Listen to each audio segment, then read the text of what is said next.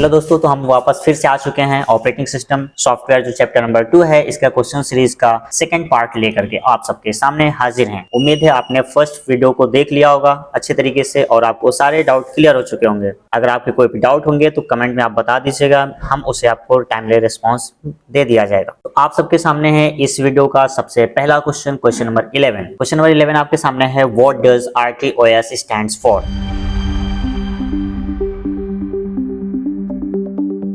आपसे पूछ रहा है कि RTOS का फुल फॉर्म क्या होता है। तो सिंपल मैं अगर बताऊं आपको तो RTOS का फुल फॉर्म आपका होता है रियल टाइम ऑपरेटिंग सिस्टम। तो इसमें आप ढूंढिए कि ऑप्शन नंबर कौन सा सही है। ऑप्शन ए तो नहीं है भाई, ये गलत हो गया। ऑप्शन नंबर बी है रिमोट टाइम ऑपरेटिंग सिस्टम, ये भी गलत। ऑप्शन सी है आपके सामने रैपिड टास्क ऑपरेटिंग सिस्टम, ये भी गलत। तो इकलौता आपके सामने बचता है option number D real time operating system. तो इसका सही आंसर हो जाएगा option number D for done. तो RTOS के बारे में मैंने तो आपको पिछली वीडियोस में भी बता दिया था कि एक रियल टाइम ऑपरेटिंग सिस्टम होता है जहां पे आपको तुरंत के तुरंत रिस्पॉन्स मिलते हैं। तो इसका इस्तेमाल आप इंडस्ट्रीज वगैरह में और मेडिकल फील्ड में आप कर सकते हैं। क्वेश्चन नंबर 12 आप सबके सामने है, which of this is not a type of operating system.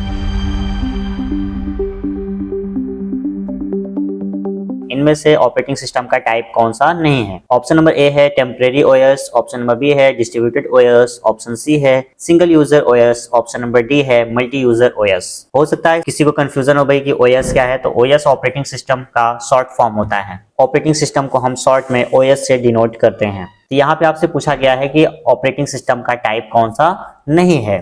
तो आपको पता होगा भाई, आपने पढ़ रखा होगा। तो यहाँ पे अगर हम इस पीछे से स्टार्ट करें तो ऑप्शन नंबर डी है पहला मल्टी यूजर ऑपरेटिंग सिस्टम। ये तो भाई होता है, इसका टाइप होता है जहाँ पे multiple user at a time system को एक्सेस कर पाते हैं। तो ऑप्शन नंबर डी तो भाई नहीं हो सकता। ऑप्शन नंबर सी की बात करें सिंगल यूजर ओएस, तो यहाँ पे ये भी इसका टाइप होता है जहाँ पे single user one user at a time access कर पाता है सिस्टम को। बी ऑप्शन आपके सामने है डिस्ट्रीब्यूटेड ओएस, ये भी ऑपरेटिंग सिस्टम का टाइप होता है। इसमें क्या होता है कि जो आपका नेटवर्क ओएस होता है, नेटवर्क ऑपरेटिंग सिस्टम होता है, उस नेटवर्क ऑपरेटिंग सिस्टम को एक्सटेंड कर दिया जाता है। मतलब मल्टीपल इंटरकनेक्टेड नेटवर्क्स को जब हम as a single system work करते हैं तो वहां पे डिस्ट्रीब्यूटेड ओएस आपका काम करता है। एग्जांपल के तौर पे आपका क्रोम का जो है आपका ऑपरेटिंग सिस्टम। तो इसका सही आंसर हो जाएगा आपका option number A is the correct. आगे बढ़ते हैं। टेम्परेरी ऑपरेटिंग सिस्टम एक आपका ऑपरेटिंग सिस्टम का टाइप नहीं है, बाकी सारे आपके ऑपरेटिंग सिस्टम के टाइप हैं। आगे बढ़ते हैं question number 13, what feature distinguish multiple tasking OS from single tasking OS.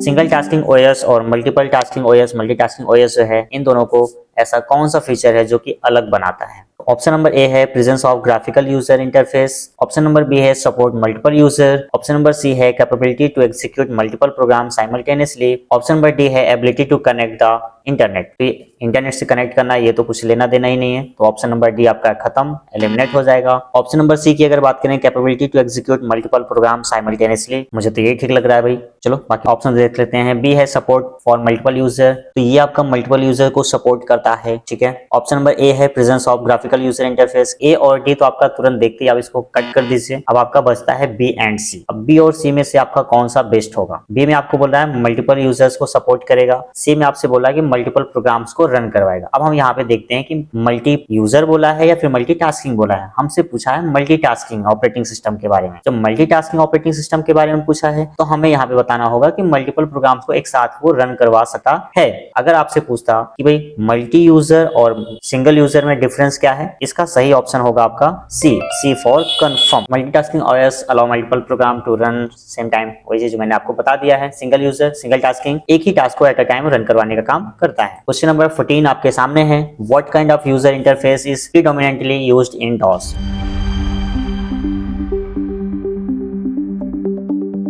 DOS में किस प्रकार का यूजर इंटरफेस का इस्तेमाल किया गया है। चार ऑप्शन आपके सामने है, वॉइस इंटरफेस पहला, दूसरा आपके सामने है टच इंटरफेस, तीसरा आपके सामने CLI कमांड लाइन इंटरफेस, इसी को बोलते हैं हम character user interface CUI। D option आपके सामने है ग्राफिकल यूजर इंटरफेस GUI। तो यहाँ पे आपसे पूछा कि डॉस में किस प्रकार का इंटरफेस इस्तेमाल किया गया था। इसका सही आंसर होगा आपका option number C for confirm. बाकी सारे ऑप्शन आपके एलिमिनेट हो जाते हैं। इसका सही आंसर सी होगा भाई। आगे बढ़ते हैं। ये तो आपको मैंने बता ही दिया था रियल टाइम ऑपरेटिंग सिस्टम के बारे में। क्वेश्चन नंबर 15 आपके सामने है, which of the following operating system is the best suited for controlling industrial machinery.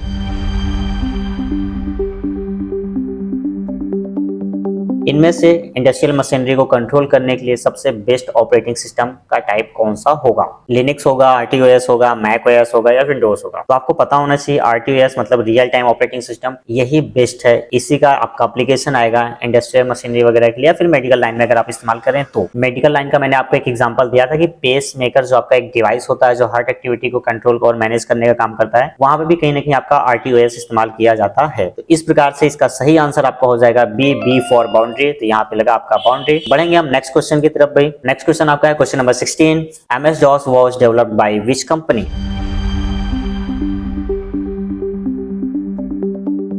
इतना प्यारा सा क्वेश्चन आप सबसे पूछ लिया गया। इतना लड्डू सा क्वेश्चन अगर आपके एग्जाम में आ जाए तो आप एकदम खुशी खुशी इसको गलत भी कर सकते हैं। तो भाई बिल्कुल भी गलत मत कीजिएगा इतना खुशी होकर के। इसका सही आंसर आपको बताना है भाई MS DOS को किस कंपनी ने डेवलप किया। MS का मतलब होता है माइक्रोसॉफ्ट और DOS का मतलब, DOS का फुल फॉर्म आपका है डिस्क ऑपरेटिंग सिस्टम। तो माइक्रोसॉफ्ट डिस्क ऑपरेटिंग सिस्टम को डेवलप करने वाली कंपनी का नाम क्या हो सकता है? क्या वो IBM कंपनी होगी या एप्पल कंपनी होगी या ओरेकल कंपनी होगी या फिर माइक्रोसॉफ्ट होगी? अब सोचिए आप, जब माइक्रोसॉफ्ट डिस्क ऑपरेटिंग सिस्टम का नाम ही है तो उसको कौन बनाएगा? Microsoft company. इसका सही आंसर हो जाएगा option number C for confirm. ठीक है। MS DOS Microsoft disk operating system was created by Microsoft, became widely used in personal computer, जो कि पर्सनल कंप्यूटिंग के लिए बहुत ज्यादा इस्तेमाल किया जाता है। Next question, question number 17। Which of this is a popular example of an embedded operating system?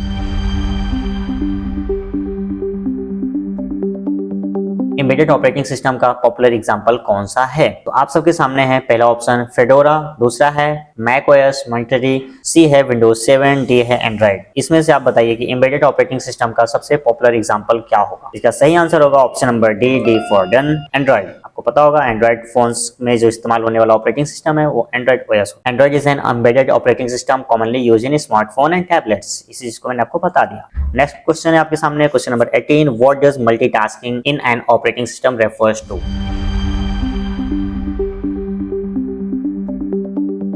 Operating system में आपका मल्टीटास्किंग किस चीज को रेफर करता है? तो मैंने आपको बताया था पिछले वीडियोस में भी कि मल्टीटास्किंग का मतलब होता है मल्टीपल टास्क को करना। तो ऐसा कौन सा पॉइंट इसमें से है जो कि आपके मल्टीटास्किंग ऑपरेटिंग सिस्टम को रेफर करेगा? चलिए ऑप्शंस की बात कर लेते हैं। पहला है मैनेजिंग हार्डवेयर ओनली। जी बिल्कुल नहीं, ये तो पहले एलिमिनेट कर दीजिए आप। Allowing multiple user to log in, क्या मल्टीपल यूजर को एक साथ लॉग इन करने के लिए अलाउ करेगा? ऑप्शन नंबर सी है running a single task repeatedly. Single task की तो बात ही नहीं करेगा भाई, इसको भी यहाँ पे एलिमिनेट कर दीजिए। Running multiple task at once, एक समय पे कई सारे टास्कों को रन करवाना। अब आपके सामने दो ऑप्शन है, ऑप्शन नंबर बी और ऑप्शन नंबर डी। इसमें से कौन सा सही होगा, क्या आप गेस कर पा रहे हैं? तो यहाँ पे आपसे पूछा मल्टीटास्किंग, जब मल्टीटास्किंग पूछा है तो running multiple task at once, तो यहाँ इसका सही आंसर हो जाएगा option number D for done. ठीक है। Multitasking enable an operating system to run several applications concurrently, मतलब एक समय पे कई सारे एप्लीकेशंस को रन करवाना ही मल्टीटास्किंग ऑपरेटिंग सिस्टम का काम होता है। अगले क्वेश्चन की तरफ बढ़ते हैं। Question number 19। Which feature of DOS limits its usability compare to modern operating system?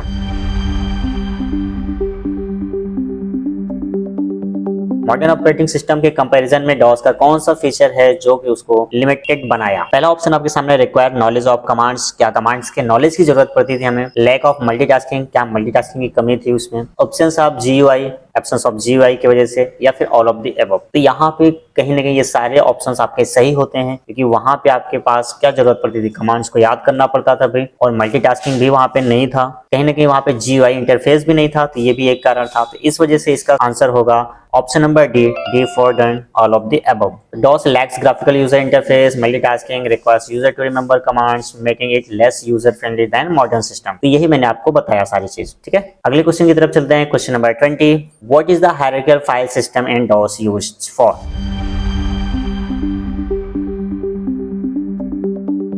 तो यहाँ पे आपसे हायरार्किकल फाइल सिस्टम के बारे में पूछ रहा है। तो ऑप्शन नंबर ए है मैनेजिंग नेटवर्क कनेक्शन, बी है formatting the hard drive, C है organise file into directories and sub directories, option number D आपके सामने है एग्जीक्यूटिंग प्रोग्राम्स, या प्रोग्राम्स को एग्जीक्यूट करवाना। तो यहाँ पे ना तो आपके प्रोग्राम को एग्जीक्यूट करवाना इसका ऑप्शन होगा भाई सही, तो ऑप्शन नंबर डी आपका गलत हो जाएगा। फॉर्मेटिंग द हार्ड ड्राइव को फॉर्मेट करना, ये भी आपका सही ऑप्शन नहीं है, ये भी कहीं ना कहीं आपका एलिमिनेट हो जाता है। अब बचता है आपके सामने ए और सी। मैनेजिंग नेटवर्क कनेक्शन को मैनेज करना करना, सिस्टम के फाइल हायरार्की से कुछ लेना देना नहीं है, तो आपका ऑप्शन नंबर ए भी रॉन्ग हो जाएगा। बचेगा आपका इकलौता option number C, organising file into directories and sub directories, यही इसका सही आंसर होगा। ये आपका पार्ट 2 भी यहाँ पे कंप्लीट हो जाता है। तो 20 क्वेश्चंस का सीरीज कंप्लीट हो चुका है इस चैप्टर का, और भी क्वेश्चंस हम इसी चैप्टर के लेके आते रहेंगे आगे। उम्मीद है आप सबको मजा आ रहा होगा, समझ में आ रहा होगा और अपने नॉलेज को आप बूस्ट कर रहे होंगे। तो जैसे कि मैंने आपको पिछले वीडियोस में भी बोला था कि कहीं ना कहीं हम इस क्वेश्चन सीरीज को एक नाम दे सकते हैं, KBCS, कौन बनेगा कंप्यूटर स्पेशलिस्ट। तो अभी आप सबके कोई रिस्पॉन्स नहीं आए हैं, अगर आप सब कमेंट में बोल सकते हैं, बोलेंगे, बताएंगे, तो भाई इस सीरीज का नामकरण कर दिया जाएगा फिर से। तो बाकी उम्मीद है सबको मजा आ रहा होगा भाई, पूरी तरीके से आपके नॉलेज बूस्ट हो रहे होंगे। और बाकी इस क्वेश्चन की अगर आप प्रैक्टिस करना चाहते हैं तो आपको एप्लीकेशन पे जाना पड़ेगा। वहां पे एप्लीकेशन पे जैसे आप जाओगे तो आपको फ्री मटेरियल में नोट्स के सेक्शन में जाएंगे तो आपको पूरा का पूरा क्वेश्चंस का पीडीएफ मिल जाएगा। आंसर की भी होगा, लेकिन आपको आंसर्स मिलेंगे लास्ट वाली स्लाइड्स पे। तो पहले बिना आंसर्स को देखे आप वहां पे प्रैक्टिस कीजिएगा, खुद के नॉलेज को जज कीजिएगा कि आप कितने पानी में हैं। अगर आपके स्कोर 10 आउट ऑफ 8 आ रहे हैं, 9 आ रहे हैं, 7 भी आ रहे हैं, तो आप ठीक ठीक हो, सही हो। बाकी मिलते हैं नेक्स्ट वीडियो में, तब तक के लिए टाटा बाय बाय।